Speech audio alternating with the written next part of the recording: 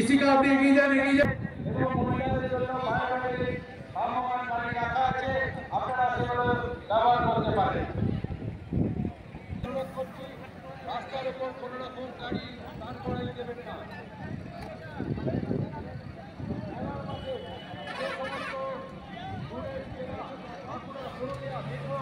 সেই সমস্ত জেলার আরামবাগ থেকে যে সমস্ত বাসগুলো আমাদের মেলার মাঠে প্রবেশ করেছে, সেই সমস্ত বাসের ড্রাইভারদের অনুরোধ করছি, আপনারা আপনাদের বাস নিয়ে মেলার মাঠ থেকে বাইরে আপনাদের গন্তব্যস্থলের দিকে নিয়ে যান।